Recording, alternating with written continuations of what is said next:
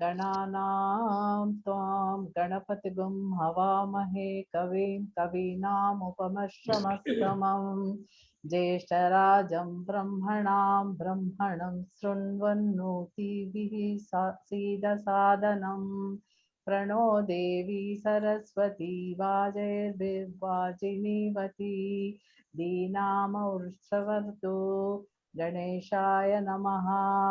श्री सरस्वत्यै नमः। हरिः ओम। ओम सत्यं वद धर्मं चर सर्वे जना सुखिनो भवन्तु। असतो मा सद्गमय तमसो मा ज्योतिर्गमय मृत्योर्माम् अमृतंगमय। ओम शांति शांति शांतिः। गुरु ब्रह्मा गुरु विष्णु गुरुदेवो महेश्वरः गुरु साक्षात् परब्रह्म तस्मै श्री गुरवे नमः। हरिः ओम। Good morning, everybody. My name is Babu. So let us have the session today. Our speaker today is Professor Dr. Ravi Prakash Arya ji. I request CSR Prabhu ji to introduce him. Then we'll proceed. Yes. Good morning to all. Please mute your mics, all of you. All the mics should be muted, please. I'm extremely thrilled and excited to connect back to my very old and very close friend, Professor Dr. Ravi Prakash Arya ji at Rohtak, Haryana. We have been in close contact for more than 20 years, and we have total identity of objectives and views and mission mode activities in which we both are involved in many projects like Agnihotra research and so on, and yoga. In fact, he conducted a large conference on yoga and Ayurveda at Rohtak, where I was extremely fortunate to be conferred upon an award titled Patanjali Samman, and this conference was conducted by Sri Ravi Prakash Arya ji himself. I am grateful to him for his support and partnership and patronage to our activities of the Vishwa Yoga Vidyapit.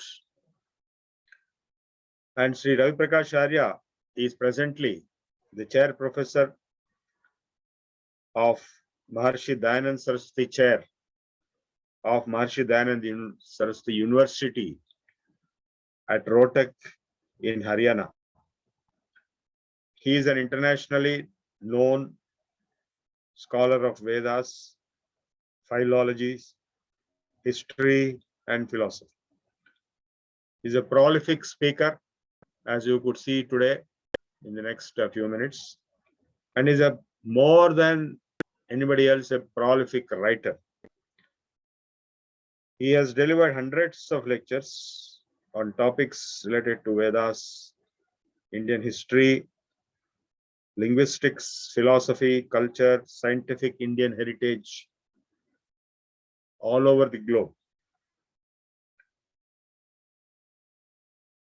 He is doing pioneering work for preserving and propagating the universal and scientific Vedic heritage of India under the auspices of Indian Foundation for Vedic Science, which he founded, and is operating globally for many years.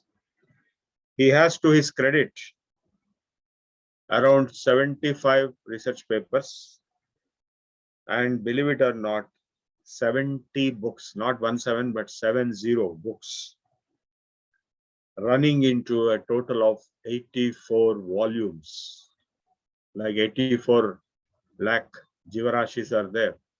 So like that, my best friend Ravi Prakash Arya ji writings go into 84 volumes.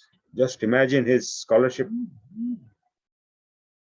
on the various aspects of Vedas, Vedic sciences, Vedic exegesis, Vedic philology, Vedic philosophy, religion, Indian history and culture. And he is also the founder and chief editor of the Vedic Science Research Journal, dealing with the scientific interpretation of Vedas and allied literature. As I presented yesterday, notwithstanding the Western scholars, the Vedas are scientific. Our entire Sanaatana Dharma, Vedic Sanaatana Dharma, is a science. And I proved yesterday that the Vedas are nothing but science, and the Devata of every mantra and sukta is a subject of nature, and therefore it is science. And also the ultimate reality of the Supreme Being, Om, Parabrahman, manifested as different Devatas in different windows, but all of them point to the finally to the same Om. So in the Vedic mantras, Indram Mitram Varunam Va Matarishvam Supernova Garutman Ekam Sat Vipra Baudha Vadanti. These kind of statements are there. And my friend Ravi Prakash Arya has been interpreting the scientific aspects of the Vedas in his journal Vedic Science and in his writings, in his books and lectures. And today also he will enlighten us on the scientific nature of the Vedas. And tomorrow onwards, we will be having lectures on Vedangas and Dharma Shastras and so on by the Banaras Hindu University faculty Shivarchit Mishra. So today is the only day we are trying to understand the overall scientific spirit and content and scope of the Vedas through our erudite scholar, Sri Ravi Prakash Arya. This journal which he runs is claimed as an authoritative document on Vedic sciences. He is also the editor of the annual World Vedic Calendar. He has convened and executed a large number of national and international conferences, seminars and workshops, and some of which I myself participated in a big way. He continuously does. In fact, almost daily he has some event going on. And today is our day. We are extremely lucky, Ravi Prakash ji, to have you here. And he covers not only Vedic sciences, he also covers Ayurveda. His brother is a top Ayurvedic physician at Rotak, Satya Prakash Arya. And he also deals with yoga. I have been collaborating with him on yoga, spirituality and Indian knowledge systems. And he is a recipient of, not to be surprised, that he is a recipient of a large number of awards at the national and international levels. And he has served the Higher Education Department of Haryana for many years as a principal of various colleges for more than 10 years. And he has a tremendous amount of networking, contact throughout the globe in various countries through the Dayananda Saraswati studies centers and groups and Arya Samaj, and also at Banaras Hindu University and so on. There is no limit. If I go on explaining his achievements or his activities, I myself will finish the entire 1 hour or more. So I will stop here, and I will only say that we are honored, Ravi ji, to have you here, and we want to hear you and understand the scientific nature of the Vedas. Please, Ravi ji, take over. Okay, thank you, Prabhuji. Welcome, Arya ji, for the lecture today. So I request you to deliver your lecture.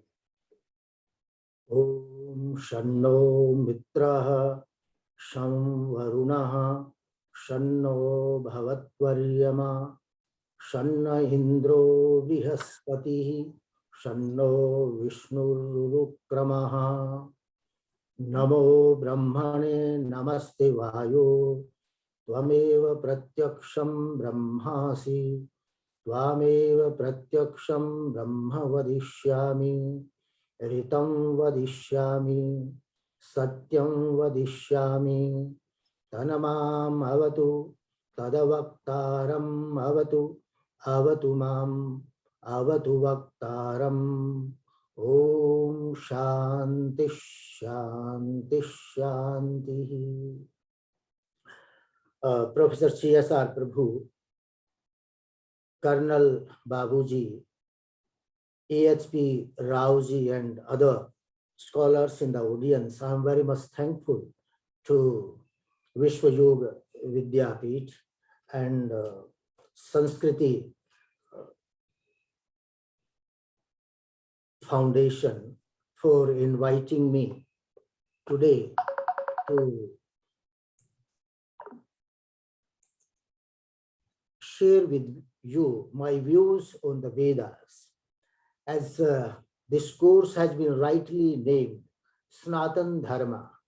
In fact, Veda is the source of the Dharma. Vedo Vakilo Dharma Moolam, it is said.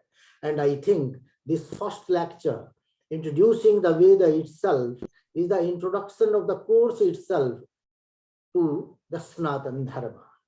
And first of all, we must know that Dharma is not, doesn't have the meaning and connotation as is prevalent today. Dharma is not a religion. It's not some religious sect. The Sanaatana Dharma and Vedic Dharma is something different, which is not the religion that today is prevalent. So, Vedo Akilo Dharma Moolam, and even every text that deals with the Veda and Vedangas, they talk about Dharma. Even Yaska says, Sakshat Krita Dharmana Rishayo Guru. Even Jaimini of Mimansa, he says, Chodana Lakshano Varatho Dharma. So what is this Dharma? First of all, we must understand it. So Dharma is different from the religion, and the way these texts, the Vedas, they are not the religious books, just like the Quran, Bible, or other religious books. These are the book of Dharma. So what is that Dharma? We must understand it. Dharma in technical terms, in fact, I must also say that the technical terms of any Shastra, they are the entry point of that Shastra. If we are not able to understand the meaning, the actual meaning of those technical terms, we cannot have the access to the Shastra, or we cannot understand that Shastra in real sense of terms. That is why everybody in this world, starting from these European scholars and even modern Indian scholars, they used to talk about that Vedas are the religious books of the Hindus. So once you will start Vedas, the religious books, the entire system or the entire meaning of the Vedic scriptures is lost. So Dharma, it is says Dharanat Dharma Prahu. What is going to sustain this humanity, this universe, the things, those sustainable factors, they are the Dharma.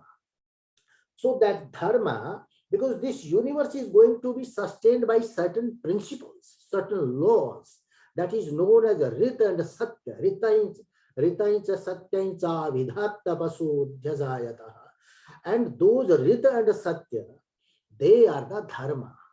And just like if Dharma is not there, the Dharma always resides in the Dharmi, in the subject. If Dharma is not there, then the Dharmi has no existence. Just like the heat is the Dharma of fire, Agni. So if the heat is taken out of Agni, then Agni becomes meaningless. Agni has no meaning. It loses its existence. Similarly, the coldness is the Dharma of water. If that coldness is withdrawn from water, then water loses its meaning or existence. That is why in Bhagavad Gita also, Krishna says, Dharmo rakshati rakshitaha. dharmo hanti hataha. If this dharma, and so far as the human beings are concerned, the human values, the moral, ethical values, the knowledge, vidya, all these things are known as dharma with respect to the human beings. And if these things are withdrawn or taken out of a human being, then a human being no longer remains as a human being. He becomes as better as an animal. Similarly, in context of Kshatriya, there are the dharma of a Brahmana, dharma of a Kshatriya. The professional ethics are there. And if these ethics are not there, then those professions will have no meaning. A Kshatriya will not be an Kshatriya then. So this is how this dharma has been defined. And so Dharanat Dharma Prahu, those rules, those principles that are sustaining this universe, they are known as dharma. And those rules, the source of those rules is the Veda. That is why it is said, Vedo Akhilo Dharma Mula.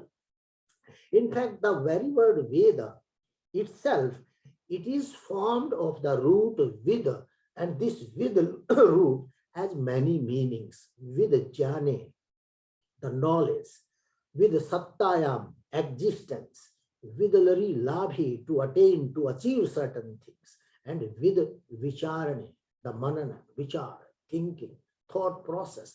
All these things are related to this word Veda. So this is how the Veda is the source house of the knowledge. It contains a jnana as well as a vijnana. What is jnana and what is vijnana? It has been very aptly defined by Adi Shankaracharya. I think this course has the picture of Adi Shankaracharya. Adi Shankara says, Jnanam Vishayaha, Vishaya Nubhutira Vijnanam, Vijnanam Anandam Brahma. The mere information of the things is the jnana. And when this information is realized, that becomes vijnana.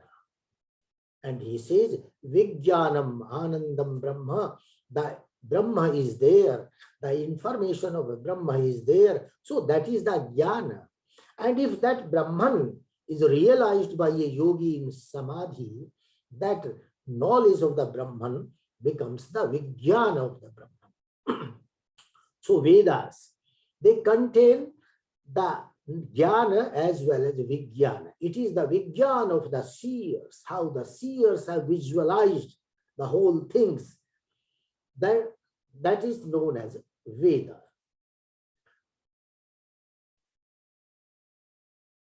Veda, in fact, represents the present existence, the present creation, universal creation. That is why the saying is there, Vedebhyo Akhilam Jagat. The entire world has been created or has been built as per the blueprint of the Vedas. Vedas are the blueprint of the creation, and that blueprint is always in the mind of the Brahman. So it is the blueprint of a Brahman, and according to this blueprint, this creation, this universe has been created. And this universe is not going to be created for once. It is being created in cycles. Every time it goes from creation to decreation and decreation to creation. That is why the Vedic mantra says, Surya Chandramasau Dhata Yatha Purvam Akalpaya. This is the Sanaatana, continuous process, Yatha Purvam Akalpayat. Just like in the past cycle, this universe was created. Similarly, in the present cycle, it has been created, and it will be created in future also. So this is the Sanaatana. Sanaatana means a continuous process that is not going to stop anywhere. Shashvata. And so the Dharma is continuous. It's a Sanaatana. These principles sustaining this universe or underlying this universal creation, these are the Shashvata. These are the Sanaatana. They are not going to stop today, or they are not going to be meaningless after this creation. So Sanaatana Dharma. So Veda is the storehouse of the knowledge that is concerned with the existing universe. And the mantra says, Evam va areyasya mahato bhutasya nishvashitam tad etad Rigvedo Yajurvedaha Shamavedo Atharva Angirasaha. It says, Evam va areyasya mahato bhutasya nishvashitam. This Veda is the nishvashita, is the breathing of the mahato bhutasya, this bhuta jagata, this material world that has been created. It is the breathing, it is the swasha of this universe. So it denotes this universe. So Veda, as per Bhagavad Gita also, in Bhagavad Gita, Sri Krishna very clearly says, Triguna Vishayo Vedaha. What is the subject matter of the Veda? Triguna Vishayo Vedaha. This Veda pertains to this Trigunatmaka Srishti, this Trigunatmaka creation, that creation that has evolved out of Sattva, Rajas and Tamas Gunas. This Trigunatmaka Srishti is the subject matter of Veda. So Veda is the knowledge itself, and it pertains to the knowledge of this Srishti, the knowledge of the Brahman and his creation, because the Brahman is the author of this creation. Brahman is the author of this creation, and Veda is the work of Brahman, because Veda is the expression of this creation. It is the blueprint of this creation. So Veda has a great meaning, and it's not a simple thing. That is why the Vedic mantras, they have a parallel meaning, because if something is the creation of Brahman and some textbook or some grantha is going to define it, or something is the blueprint of that creation, then that principle is the unified principle. It is going to be applied in all spheres. So Vedic mantras, you can derive their meaning for every sphere of life. Even single mantra will have many meanings. There is a parallelism. And it is all allegorically or figuratively. One and the single mantra, it may have many meanings. So this allegorical meaning of the Veda, it is not going to be stated by me. It has been stated by the seers, ancient seers themselves. Zaimini of Mimamsa, author of the Mimamsa, he clearly says, Chodana Lakshano Aratho Dharmaha. What is Dharma? Dharma is the Lakshanic meaning of the Veda.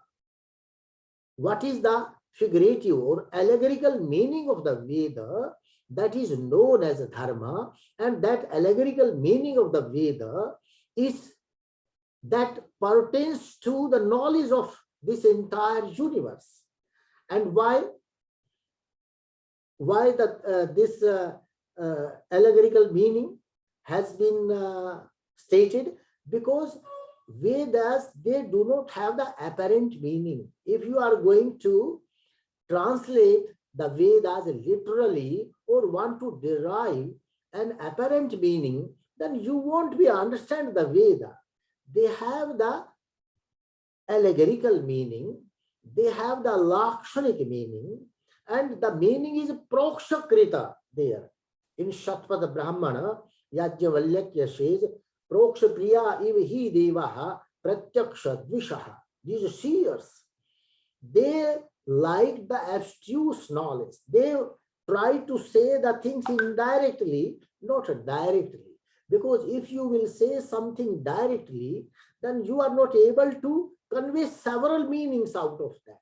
So the indirect meanings, that intended sense, can be conveyed if many senses are there, then those different meanings can be conveyed through the indirect way. Proksha priya ivhi devaha pratyaksha dvishaha.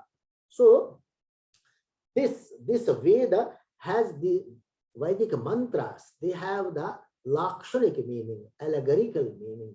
They cannot be translated in an apparent sense or apparent meaning. Cannot convey the real sense of the Vedas. And in Vaisheshika also, in Vaisheshika, Kanada says, Tadavachanad avanayasya pramanyam. Because this srishti, this creation has been created, or this universe has been created as per the Veda itself, what is stated in the Vedas, because the Veda is the blueprint of the Brahman. So this creation, this has been formed as per this blueprint. That is why whatever stated in the Veda, it has the authority. Veda is the authority for this creation. And in another chapter, in the same Vaisheshika Darshan, it has been said, Buddhi Purva Vakya Kritir Vede. The sentences of the Vedas, they have been stated applying mind, some mind, a very strong mind has been applied while expressing, uttering the Vedas. Why the mind has been applied? The further elaboration has been given, because whatever stated in the Veda, that is exactly applied to this universal creation. Then how can it happen? If the creator itself, who has created this universe, and if he writes about this creation, then only the exact expression will take place. So suppose if the creator is somebody else and the writer of that creation becomes somebody else, then that exactness, accuracy cannot be there. That is why in the Vaisheshika Darshan he says, Buddhi Purva Vakya Kritir Vede, because the same person is the writer of the Veda and same person is the writer of this creation. That is why this Veda exactly applies, or whatever is stated in the Veda, that is exactly over there. I'll give you one example, just like a human being. The human being is the highest developed species in the universe. And a human being has 5 sense organs, 5 receptors are there. And these 5, why the God has given us the 5 receptors, 5 Jnanendriya he has given, because the same Jnanendriyas, the 5 things are there in Brahmanda, in the universe. This Prithvi, Jala, Agni, Vayu, Akash, these 5 elements are there. These 5 gross evolutes of a Prakriti are there. And just to receive those 5 evolutes, these 5 sense organs have been supplied to us. 5 receptors have been given to us. If had there been some 6th element or the 6th evolute in the universe, then the Brahman, he would have given us the 6th sense also. So, and whatever stated in the Veda, whatever visible in actual sense, that exactly goes in confirmation with this whole system. That is why this whole system, the Vedic system, it is said that the Vedas are the blueprint of the Brahman. So Veda, we can say, if this is the unified law or the principle defining this universe, then this universe is the unified field itself, because that field, the Veda is the expression of this universe. It is the Vak of Brahman. That is why Veda has been stated as the Vak, because the visible form is the Brahman and its audible form is this Veda. Veda is the Vak of the universe. And this Yaska, one of the Vedic scholars, he clearly further defines. He says, Sakshata Krita Dharmanaha Rishayo Babhu Te Sakshata Krita Dharmabhya Upadeshena Mantrana Sampradhu. There were the seers who were able to realize, who had the Vijnana of this Srishti, Vijnana of this creation. And that Dharma, he uses the term Dharma. He doesn't use the term Veda itself, because what is allegorically said in the Veda, that is Dharma. So those Sakshata Krita Dharma seers were there. They were able to imbibe this knowledge of the universe during their samadhi. For example, if an engineer, he builds a machine, first of all, he will make its blueprint, then he will create it. And the creation of that machine, the knowledge of that machine is the knowledge of that engineer itself.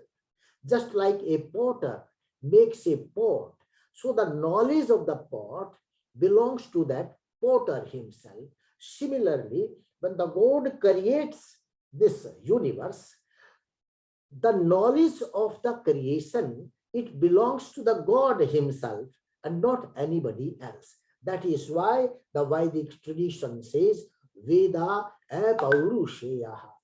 This knowledge of the creation, only the prerogative on this knowledge of creation is being had by the God himself, Brahman himself. No other has the prerogative on the knowledge of that creation. So this knowledge, this Ved is apaurushaya. This knowledge is apaurushaya. It doesn't have the authorship by some human being or a seer. The seers, they were Rishi Darshanat. They were known as the Rishi. Why they were called as Rishis? Because of Darshanat. They were able to visualize this knowledge in their samadhi system. And this, how the knowledge is being realized, it is being clearly said in Yoga Darshan. Yoga Darshan says, there is a sutra, it says, Nirvichara Vaisharadye Adhyatma Prasadaha. Nirvichara Vaisharadye Adhyatma Prasadaha. When the perfection in Nirvichara Samadhi is achieved. What is this Nirvichara Samadhi?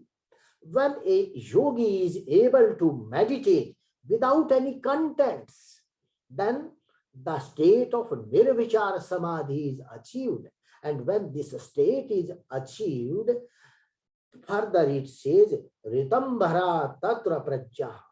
Such a state of mind is developed, where that is known as Ritambhara Prajya, where a yogi is able to imbibe the entire knowledge of the creation. Suppose if you have written something, if you have made some machine, a yogi will be able to understand the entire knowledge of that machine in his samadhi itself. So this process went on. The Brahma was the first seer. He is no Chaturmukha Brahma. That is a symbolic.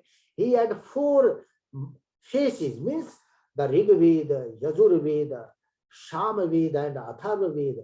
He imbibed this knowledge of all the 4 Vedas. And then he passed on this knowledge to the further seers.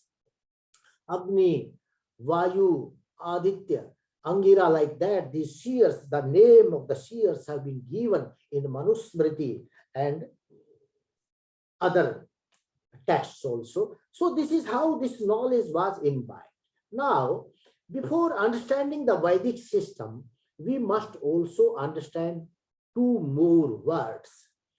First one is the Veda, second one is the Yajna, and the third one is the Purana. This is a tradition, Veda, Yajna, and Purana. Ved, as I defined, it is the knowledge of creation. And what is Yajna? Yajna is the process of creation, how the creation took place in different phases. That has been defined by the yaj itself. All these Shota yajnas, they are going to define one or some another phase of the creation or the process of the creation. So yajna is the process of creation. And Purana is the history of creation. Regarding Puranas, it has been stated, Sargasya, Pratisargasya, Vanshu, Manvantarani cha, Vanshanucharitam Chaiva Purana, Panchalakshanam. The origin of creation, decreation, Manvantra, the time reckoning system, Vansha.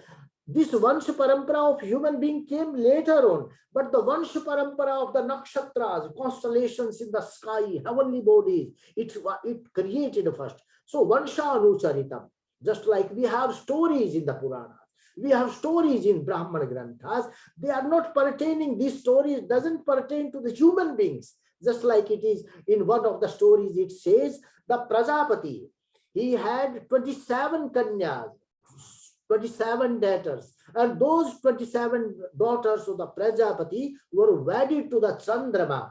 So those 27 daughters of the Prajapati were the 27 nakshatras, and they were wedded to the Chandrama, because the Veda mantra also says nakshatranam upasthe soma ahitaha. This Chandrama is sitting in the lap of the nakshatras, because every nakshatra system that is counted with the revolution of the Chandrama, orbiting of Chandrama around the earth. And that is why the Chandrama is the identifier of these nakshatras. So this allegorically all these things have been stated. So Yajna and Purana is the history of creation. Later on, the history of human beings, it was inserted. But the earlier, the first meaning of the Purana itself is like that. And Yajna, I told you, is the process of creation. And you know, now we will be able to understand the things very beautifully. The seer says, Tasmat yajjata sarvahutaha richaha samani jajjire sandhansi jajjire tasmad yajus tasmad jayataha. Tasmat yajjata. According to that yajna, this Rigveda, Yajurveda, Samaveda, and Atharvaveda, they were authored. So what is that yajna? What these Vedas are denoting, they have been created according to the yajna, that process of creation. So these yajnas, they are going to define some process of creation, as I told earlier also, that they are the blueprint of this creation, blueprint of the creation of the universe. So that is why everything, the Indian intellectual tradition itself, it starts from the yajna. Had there been no yajna, had there been no creation, there could not have been any Veda or Vedic recensions or the shakhas or the schools of the Vedas. So everything in Indian context, it starts from the Veda itself. That's a beautiful thing. And further, we also know that how the Rigveda, what is the meaning of Rigveda, what is the meaning of Yajurveda, and what is the meaning of Samaveda. It must also be understood in terms of the Vedic seers itself. The seer says, Agni Vayu Ravibhyastu Trayam Brahma Sanatanam Dudoha Yajya Siddhyaratham Rig Yaju Shama Lakshanam. Yajya Siddhyaratham. Just to understand this Yajya, just to understand this process of creation, this Rig Yaju Shama Lakshanam, these three Vedas, they were created. The entire Yajna, the knowledge of the Yajna can be understood with the help of this Rigveda, Yajurveda, and Samaveda. These three Vedas are there, and they are known as Traividya Atharvaveda is also there, but I'll just come upon that issue later. This is known as Traividya, Saisha Traividya. So these three Vedas were created just to Yajna Siddhyaratham, just to understand this process of creation. And similarly, at another place it is said, Tebhyas taptebhyah trayo Veda ajayanta Agner Rigvedo Vayur Yajurvedaha Suryat Shamaveda. Now, I'm just coming to the Nirukta, ancient most Vedic scholar, most scientific Vedic scholar. What the Nirukta says, what the Yaska says. Yaska says that these devatas, they have been distributed into three places. There are only three places into this universe, and all the deities, all the devatas, means whatever, as Professor Prabhu told, devata is the subject matter. The subject matter, this natural subject matter of the Veda, and all these devatas of the Vedas, they are distributed in three spheres. First sphere, that is known as, a very popular word is there in the Vedic field, Dyava Prithvi and Antariksha. Prithvi Loka is there, Antariksha Loka is there, and Dyu Loka is there. So this Prithvi, Antariksha and Dyu, these three words, they define our solar system also, as well as the various solar systems in the universe, and as well as the whole cosmos. How they are going to define this? Our earth is the Prithvi, the Antariksha, this magnetosphere of the earth, that is known as Antariksha, and this sun, this star is the Dyuloka. So all the mantras, all the devatas of the Vedas, they have been limited, confined to these three spheres. And similarly, if we talk about the whole cosmos, there is a light space, there is an intermediate space, and the observer space, we can say. So Agni belongs to the Prithvi Sthaniya. Yaska says Agni is a Prithvi Sthaniya Devata. It is, and Indra and Vayu, they are the Antariksha Sthaniya Devata. And Surya and Aditya, they are the Dyu Sthaniya Devata. How come the Prithvi is Agni Sthaniya? And further, you just say, the seer says, Tebhyas taptebhyah trayo Veda ajayant. These are all the tapta. Tapta. What is the meaning? These are all the energy fields. This Agni is the geothermal energy of our earth. Antariksha is that field energy or that magnetosphere. And this Dyu, this Aditya or the Surya, it is the solar energy. So it says, whatever is there, just to define this Parthiva system, the Rigveda was created. Just to define this Antariksha system, this intermediate system or the field system, the Yajurveda has been created, and Shamveda represents that solar system, that starry system. So these three Vedas, they represent Earth, Antariksha, and this star. So this is how the whole things, these Trayo Vedaha Ajayant, that is why it says Yajjata Sarvahutaha Rigah Samani Yajjir, because this whole system is the part of the creation itself. We cannot separate this system from the creation. And the first mantra of the Rigveda, I will just give a little meaning of it. It says Agnim Mide Purohitam Yajjasya Devam Ritvitam Hotaram Ratnadhatamam. He is going to eulogize the Agni. Agni means the energy.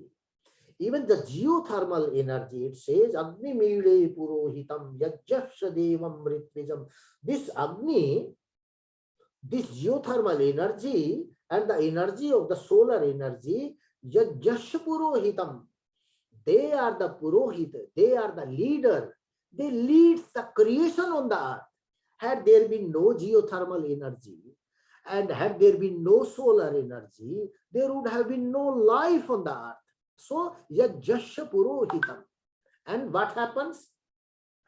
Agnim mide purohitam yajjasya, Agnim mide purohitam yajjasya devam ritvijam hotaram ratna dhatamam. And these different gems, these different ratnas in the earth, they are caused by this geothermal energy, because the heat is there. Whatever lava we say or geothermal heat is there, due to that all these the ratnas, they are formed, ratna dhatamam. It is going to sustain, or it is the cause of the various ratnas on the earth. So several meanings are there. So the what is yajna? Yajna at different spheres has different meanings. This Swadhyaya Yajna is also there in this Swadhyaya Yajna, because Katyayana says Dravyam Devata Tyagaha. When addressing or targeting some subject matter, a dravya is going to sacrifice in the fire, that is yajna. What is yajna? Just like Swadhyaya Yajna is taking place, so with the objective of some devata. What is the devata in Swadhyaya Yajna? The knowledge. Just to make the student knowledgeable, that is the objective of the Swadhyaya Yajna. And how it will happen? The Agni is Acharya, and Soma, Ahuti of Soma is offered to the Agni, and the student is the Soma. When the Ahuti of the student, the Soma, is offered to the Acharya, then this Swadhyaya Yajna takes place. Similarly, the Bhautika Yajna takes place on the earth when the solar rays, the sun rays, they are falling on the earth. That is the Agni. And this earth acts as the Vedi. The Brahmanakar says, Shakpata Brahman says, Yavati Etavati Vaivedi Yavati Prithvi. This whole earth, the entire earth, the parameter of the Vedi, the fire altar, is as much as the parameter of this entire earth. Etavati Vedi Yavati Prithvi. And because this Prithvi is the Vedi, and the process of yajna is taking place on this earth through the rays of sun, the creation is taking place. So that is why yajna says, Yajjo vai sreshtatamam karma. Yajna is the positive karma. It's not a negative thing, because everything is creating. The creation is the positive act, and the decreation or the destruction is the negative act. So that is, this yajna is called as advara, advara, because there is no destruction over here, only creation, and creation is taking place. And you know, in Vedic system, the verb for the yajna, for doing yajna, the verb has been used tanoti, yajjam tanute, yajjam not karoti. Karoti is not there, yajjam tanute, santana. When this creation takes place, then the things, they get extended, the vistara, santana. Santana also means vistara. When in Kathopanishad, Acharya says, when a disciple goes his house after convocation function, he says, Santana parampara ma vyavachitsi.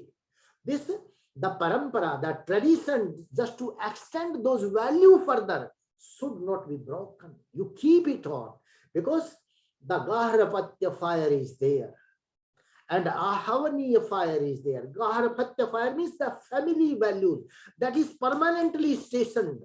And Ahavaniya, when something is to be done, then you will take some fire from Gaharapatya, and that is known as Ahavaniya. Then you will perform the further yagas in the Ahavaniya fire. So this Santana, Vansha Parampara, family tradition, those family values in a system, they are the Gaharapatya fire. Then when the husband, the boy and girl, they are get married and they produce further progeny, so they are carrying forward that Gaharapatya fire through that Ahavani Agni further. So this is the Santana Parampara.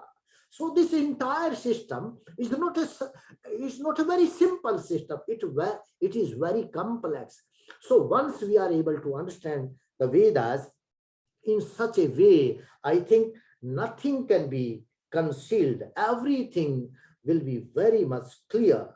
So these three Vedas, they represent this Brahmanda and Atharva Veda, because there is another creation also. Not only this cosmic creation is there, creation of human beings, living beings.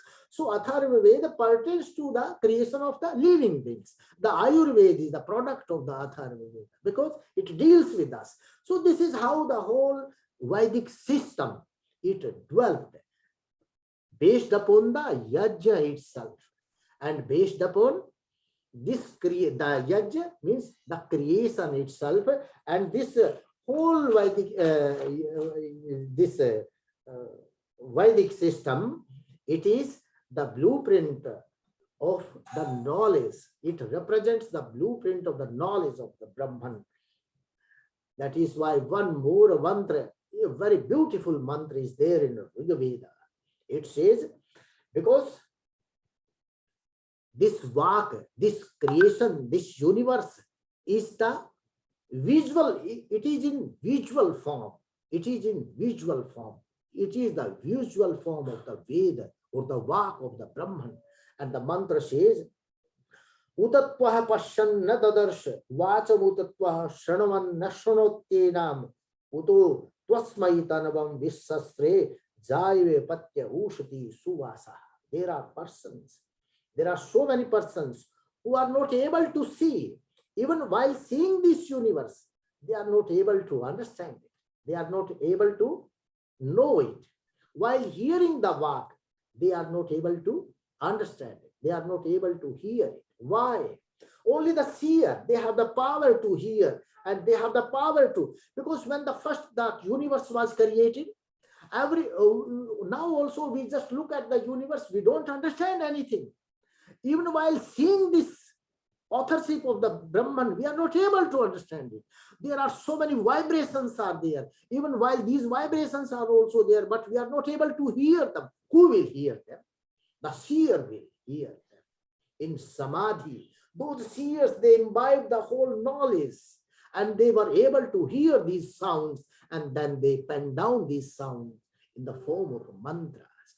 And Acharya Shankara, one of the leading, I think, seers in the Kali Yuga, he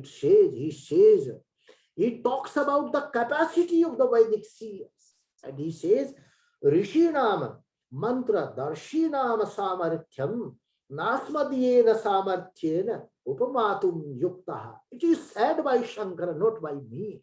But what to talk about us? Even the Shankara says, the capacity of the seers, the Vedic seers, that cannot be compared with the capacity of ours. We don't have that capacity. Such a great scholar, such a yogi, Shankara, he himself says that his capacity is not comparable with the capacity of the seers, of the Vedic seers. So it is not so easy to understand the things. Even the seers, even the scholars, they have visualized. They were able, because an experience of a rishi, an experience of a yogi, it can be verified by another seer or the yogi himself. It cannot be verified by a scientist. The mystic, experience of a mystic, it can be verified by another mystic, not by some scientist. Because what is yogi doing? He has a direct access to the laboratory of the Brahman. This universe is the laboratory of the Brahman. And the yogi, he has the direct access to that laboratory of the Brahman. And what is the difference between a seer and a scientist? A scientist doesn't have the direct access to the laboratory of the Brahman.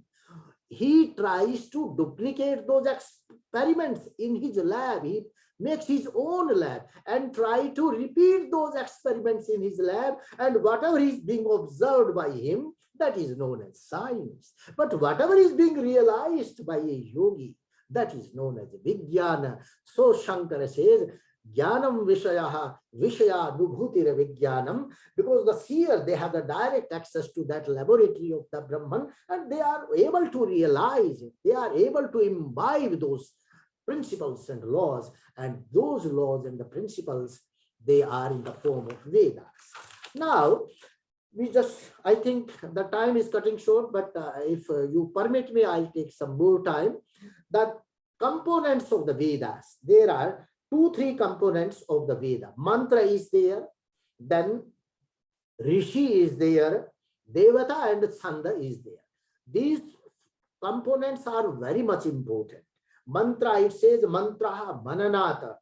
Mantra is the subject matter of meditation. You cannot derive any meaning from the mantra just like in a very simple and apparent way. Only a seer, only a yogi can know the real intended sense of the mantra. And you know, all the 4 Vedas, they have mantras. In Rigveda, we have 10,589 richas. The mantra of Rigveda is known as richa. And in Yajurveda, we have 1,975 mantras. And the mantras of Yajurveda, they are known as Yaju. And Shamaveda. In Shamaveda also, we have some 100 mantras less than Rigveda. If Rigveda has 1975 mantras, Shamaveda has 1875 mantras. And many mantras of Rigveda, they are also available in Rigveda. And many mantras of Shamaveda, they are also available in Rigveda. So their system is also different. Yat praslishtam patitam tat Yajurveda. The prose type of system, that is Yajurveda. The Padya, the poetry type of system, that is known as Rig Archani, that is Rigveda. And why it is said Rig Archani? Because Rigveda is going to appreciate the different natural forces. It talks about their properties. It defines their properties, different factors involving in the creation. They are being defined in the Rigveda. And Yajurveda it talks about the process of creation, that Yaju system it gives you. And Shamaveda, it represents those cosmic vibrations. When the mantra is attuned to the music of the Brahmanda, the cosmos, this cosmos also has a music, and that music is being represented by Shamaveda. There are swaras, grammatical swaras as well as musical swaras. Shadaja swaras, this Sare Gama Padhani, this Shadaja Dhaivata Nishrit Gandhar, the mantras are recited into these 7 swaras, and these 7 swaras have been derived from the Veda itself. It's not some new innovation or new invention.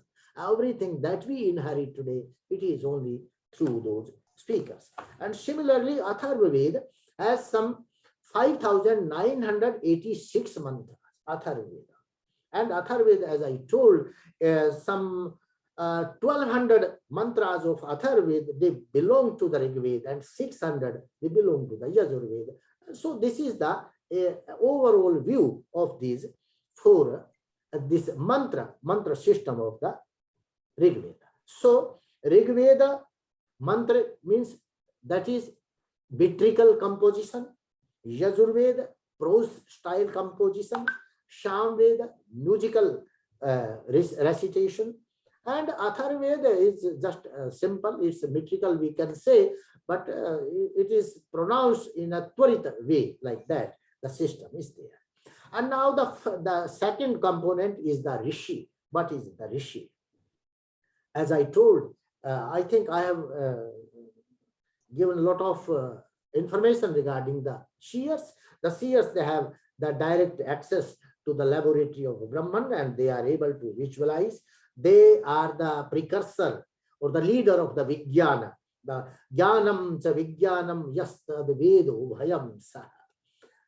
If you have the mere information you are having, or without information, you cannot have the Vijnana.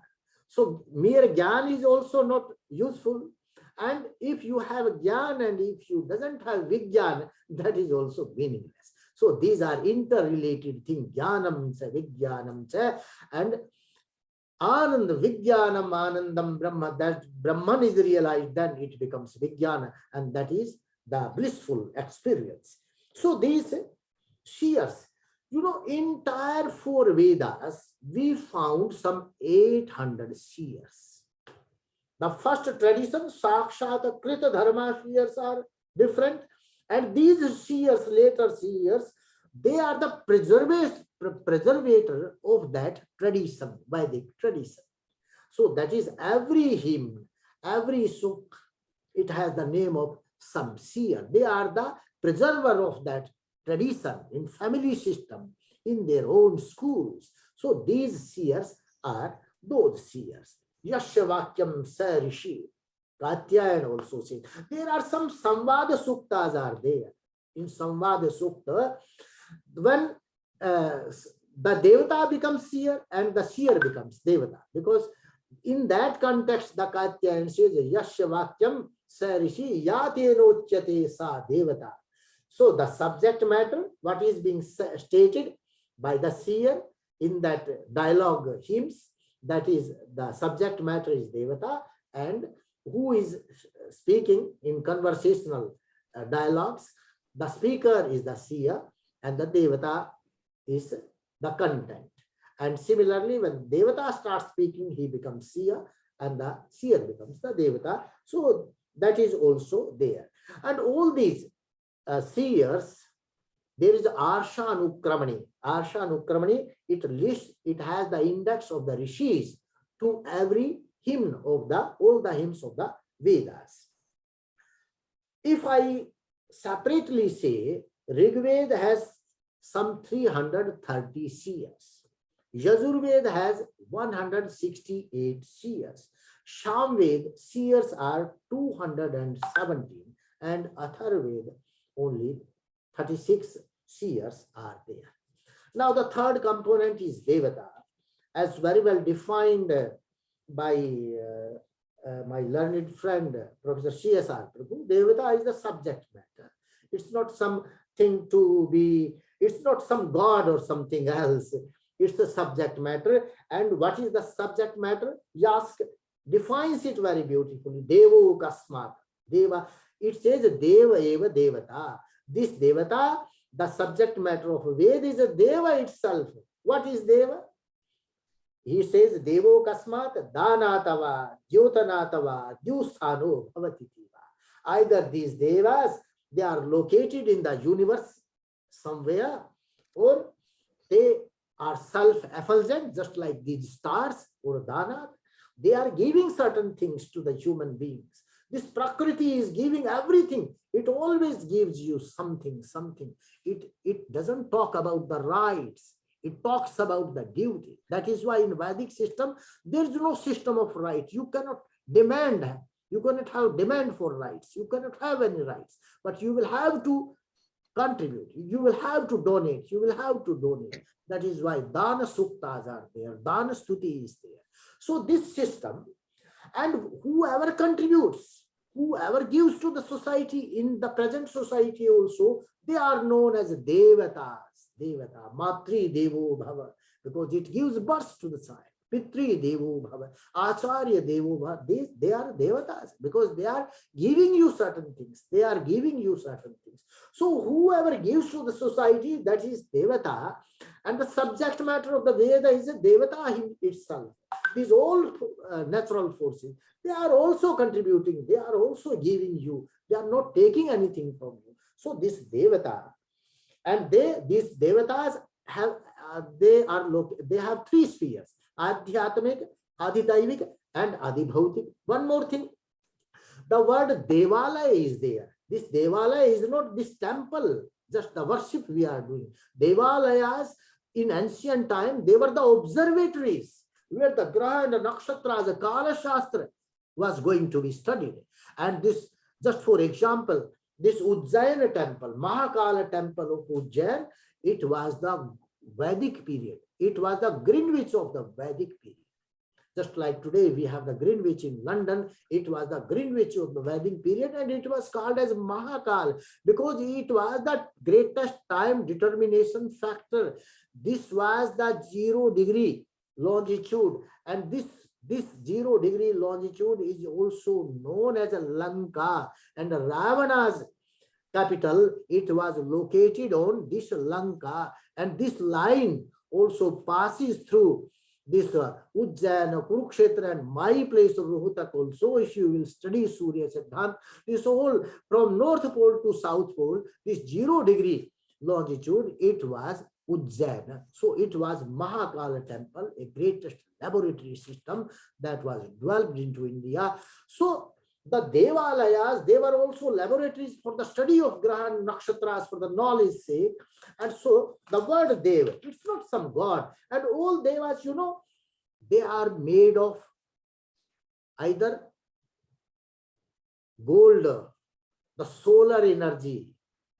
Gold is the representative of the energy powers, energy powers. And we have Dwadas Aditya and one Dwadash Jyotirlinga, and we have only one Shivalinga. Jyotirlinga, there are Dwadasha because there are 33 Devatas, 33 Koti Devatas. Sometimes the word Koti is defined as Karod as well as kind. There are 33 kinds of Devatas. One of those Devatas, Dwadas Adityas are there. These 12 months of the year, they are known as Aditya, the sun, the position of sun in different years, different months, they are 12 Adityas. And when the sun is setting, that is known as a Shiva. And when the sun sets, it has only one representation, that black stone, round black stone, because the earth is enveloped in darkness. So the Shiva Linga is only one, and Adityas are Dwadasha. So this is also one of the things. But the main thing that I wanted to talk with you, it was the Chanda system. Unless, because the time is running short, so I will briefly tell you, unless and until we are able to understand this Chanda system, we will not be able to understand the Vedic system. Just as I told, the Vedic system, it represents the whole cosmic creation, this Dhyava, Prithvi, and Antariksha. This Chanda system, the composition of Vedic mantras is also based upon this cosmic system. Just like the earth, it revolves around the sun. And in 12 months, it crosses the sun, or the sun is perpendicular on earth at 7 places. It covers the earth on the 7 places. And the first covering of the sun on earth is known as a Tropic of Capricorn. And that is known as a Gayatri Chanda. And you know, Tropic of Capricorn, there are 23.5 degrees.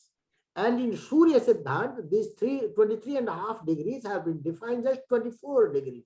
So because sun is there at 23.5 degree on earth, so that is why the Gayatri Chanda has the 24 syllables. And on the other hand, the Jagati Chanda is there. What is this Jagati Chanda? That is Karka Rekha, Tropic of Cancer, and that is also 23.5 degree north. So that Jagati Chanda, 23.5 degrees south, means 24 south plus 24 north. How much it will become? 48. So Jagati Chanda has 48 syllables.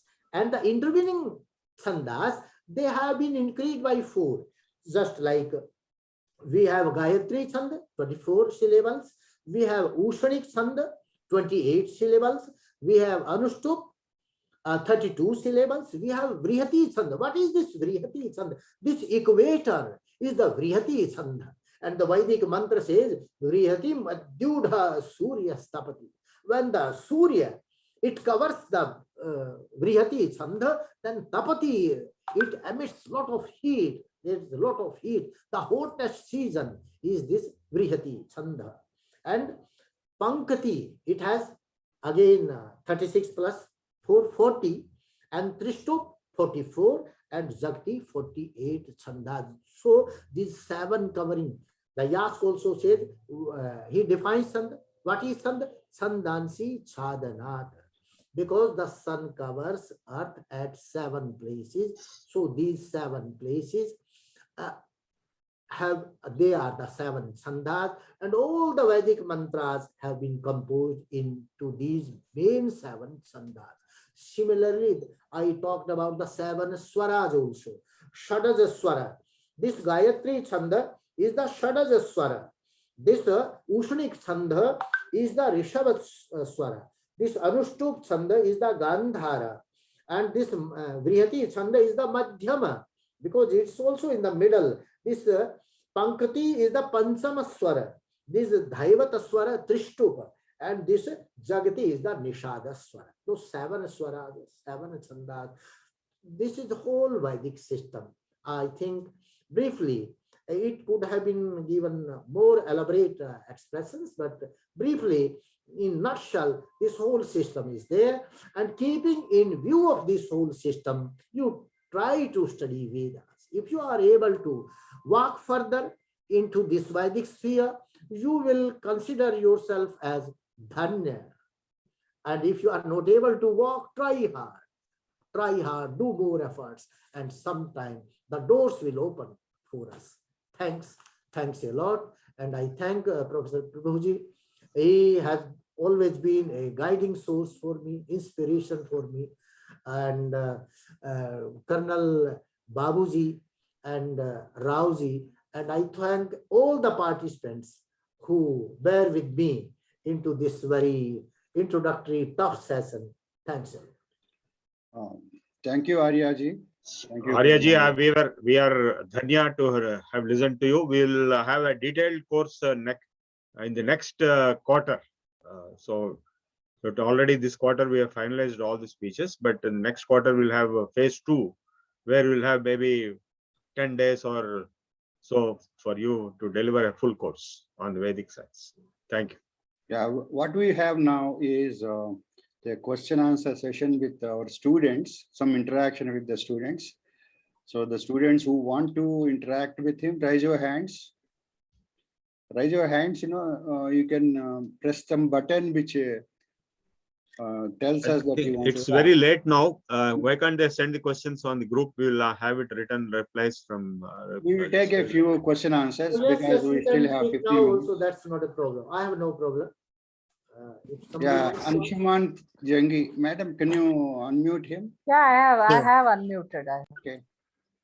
Hi, sir. So, lovely lecture, by the way. It was such a pleasure to hear you, and it gave me a lot to think about on how to conceive the Vedas, not simply as not simply as religion, but rather a process of understanding the universe, the energies, and everything around it. Lovely. I had a question regarding the Samved. So I know that the characteristic of the Samved is the usage of swaras and melodies, and you see like extensions of the same words, like Om becomes longer and more melodic in its form. But is there not swara used in Rigveda, or is it that the swara in Rigveda is a smaller usage and not as musical and cosmic an emphasis on there? Because I would imagine that in any mantra gayan, chand and swara would be necessary. So these 7 swaras, they are also associated with Rigveda mantras also. But in Samveda, the melody is different. Just like it says Sahasra Vartama Shamaveda. And these thousands of melodies, they represent some aspect or another aspect of the melodies that are existing in the universe itself. And these seven swaras, they are associated with this the monthly system, solar monthly system. And these 7 swaras, they are also pronounced with the Udatta, Anudatta, and Swarita system. They have different systems defined for them. Okay, okay, lovely. Okay, No, I next would one. just like to add. I would like to add that in all the Vedas, the three swaras are there: the Udatta, Anudatta, and Purita. Uchayir Udatta, Nichayir Anudatta, Samahara Swarita, Panini Sutras. But in Samaveda, there are total 7, which have been the origin of the musicology in the whole world. Yeah. So in all the Vedas, 3 swaras are always there. Okay, all the Vedas have 3 swaras, but Sam Veda has all 7. Yeah. Okay, Gagandeep Reddy, would you like to have any question? You have raised the hand and put it down again. I unmuted him. Yeah, again I will. Okay. Namaskaram, sir. So it seems like Vedas are very essential for us human beings. So why they are so tough to understand, sir? Why? They are so tough to understand, like the meaning. The single mantra has so much of meaning. Yes, yes, yeah. Because if there is unified principle, it will apply to all spheres. Even in society also it should apply. Then there is no meaning of the science.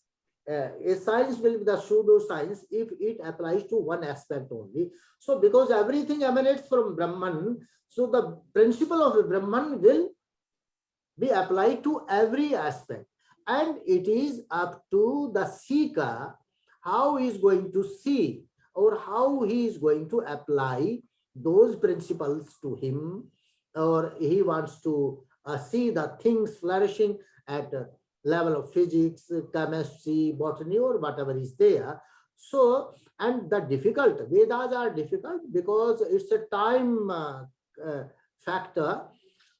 The context and the things where when the Vedas were formed, that context has also been lost somehow during this dark period of darkness, and now we are just trying to revive that context, because any language, any phrase of a sentence or a sentence can be understood in the very context it has originated. Just like in today's context, everybody knows that there are aeroplanes, there are ships. When somebody says he went by air, he went by sea, so the people are able to understand. By air means by aeroplane, by sea means by ship.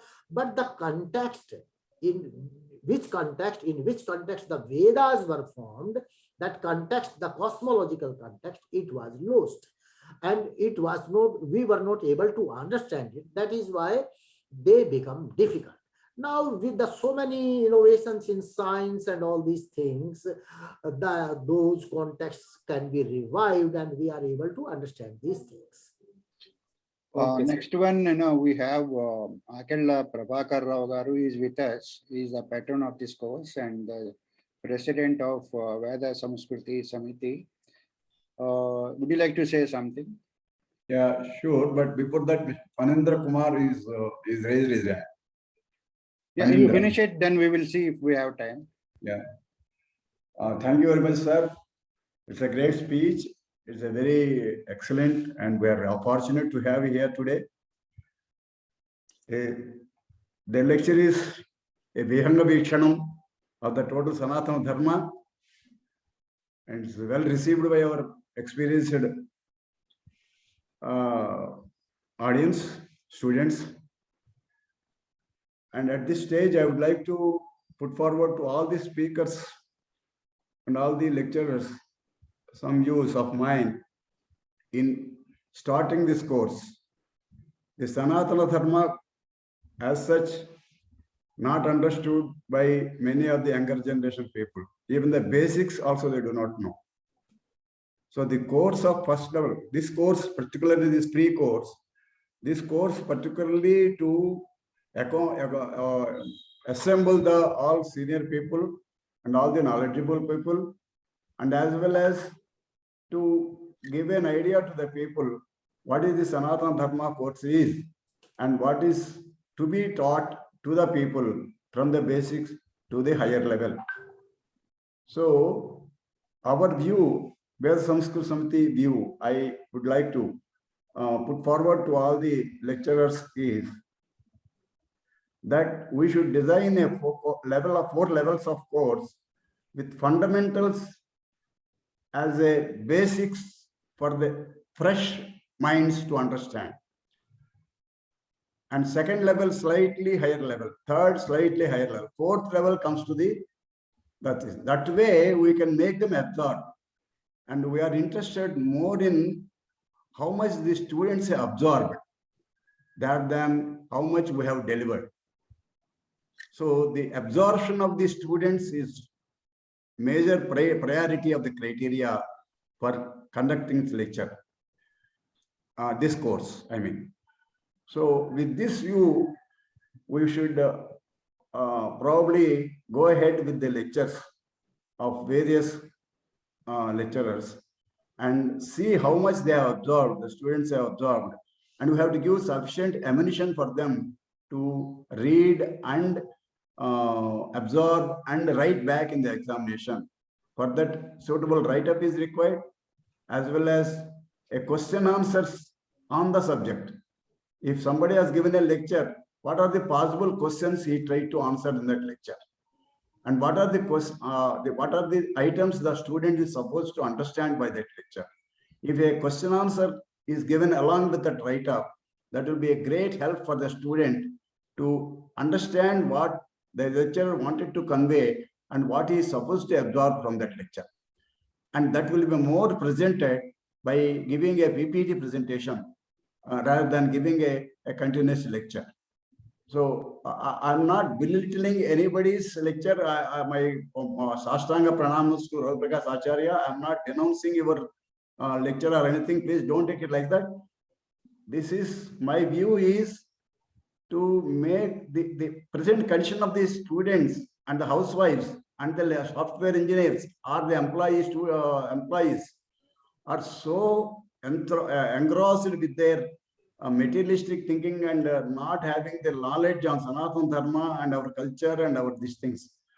For them, we have to treat them from the roots. We have to tell them from the roots. We have to give them all definitions of the names or words which you use in Sanaatana Dharma. We have to educate them in Sanaatana Dharma, definitions of education of the Sanaatana Dharma words, and then give the statistics of the Sanaatana Dharma works. And then we should give them the gist of that Sanaatana Dharmas at a third or fourth levels, so that they will be capable of understanding what we are talking. So in this present group, they have got very learned people are there. They will definitely understand. They will definitely appreciate. I definitely agree with that. The way the lecture is presented today, it's thankful to you. But in future, I think he can give a write-up. Write-up will be provided, no, sir? Ravi Prakash, can you provide us some write-up for reading In material? fact, my book is there, Introduction to the Vedas. It is available on Amazon. It's a very elaborate description and everything is there. I think if the readers, wherever they are, they can have it from the Amazon. Introduction to the Vedas. Very good, thank you. Further, it talks about the how to interpret it, different schools of interpretation, Nirukta school, that Itihasa school, everything in detail is given over there. Some 130 books, pages, the book. Great. Yes. We are looking for such a book. Yeah. The reference, Prabhuji, if you can put it in the group. Yes. I'll give that link. Everybody, is it to be purchased or available as soft copy, sir? So the soft is there, but because it has been published by some publisher, so I can't distribute that soft. Okay. Then if you have any write-up, that will be a great thing. Otherwise, we will see what to do about it. Yeah. With these few words, with the few ideas, mine, please pardon me for talking frankly. I talked in the interest of the course, in the interest of development of the course. I want to highlight one important point. Higher level. I want to to highlight. Understand my views and proceed ahead in those lines. To thank again with great pranams to Ravi Prakash Arya ji and all other audience. Here, Mr. Kanindra would like to speak. He is raising hand again and again. Yeah, Prabhuji, you want to say something? Yeah, I want to submit to Prabhakar Rao Garu and all other scholars, the participants, one very important point, that is the traditional way of looking at Vedas, just only chanting, which is okay, fine, but the interpretation, the deeper meaning, the scientific content of the Vedas is something which is novel, which is not known to most of the people who chant Vedas. So what Ravi Prakash Arya ji and myself and a few others in some IITs and all are trying to do is to bring back that real scientific perspective and understanding of the Vedas. Not only the Vedas themselves, but various other texts which came out later. So in this Mahayajna of bringing out the scientific original meaning of the Vedas out into the world, we have to work hard to bring it out, and that is where we are starting this course. And as we have planned in the next phase, we can go deep, dive deep into the in the next quarter. All these topics we can take a deep dive into all these topics, spending more time on all this. That's all I wanted to say. Okay. Thank you, Prabhuji, for the clarification. And we have Prasoon Pandey. We'll give him an opportunity to interact with the speaker. Am I audible? Yeah. Yeah. Sir, as you said that we have the five senses, and what is the universe is made of those five senses, physical power and other things.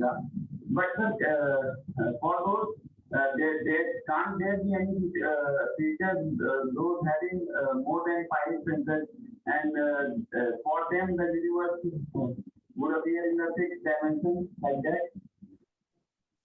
No, I'm not able to. Actually, I also could not make out. I'll tell you what he's asking is, we have only five senses, so we can see the universe with five elements. But if there are some beings in other planets or other stars who have more than five senses, No, it is not possible now, because the only five elements are there. So five receptors have been given to us from God. Had there been some sixth element in the universe, we would have been supplied here the sixth, because here everything the God has created. God has created us also, and because the main purpose of this creation, as told in Yoga Darshan and other darshanas, they says bhogap vargaratham. This srishti is for the bhog of the human being. And when he will do the bhog of the srishti, he will get rid of himself from this, and he will go towards the upvarga. So how will you do the bhog, the enjoy?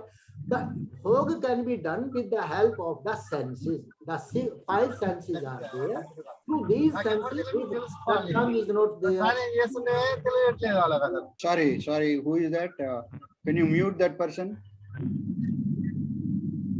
So through these five senses, five sense organs, we are just enjoying this whole creation. So five receptors and five elements are there.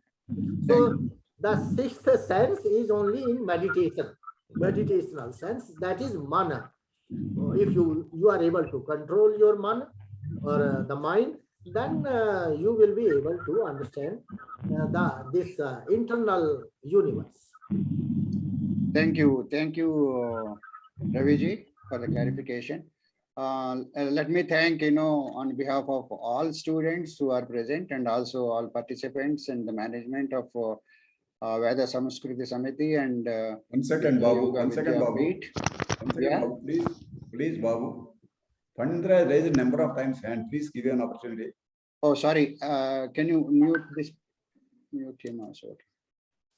Okay. On behalf of everybody, I'll thank you. And we have the privilege of having Dr. Ravi Prakash Arya, who is very busy with his own schedules, and he spared time on the request of our Prabhuji to spare some time for us. And let us all thank you for sparing your time and giving your message to all of us.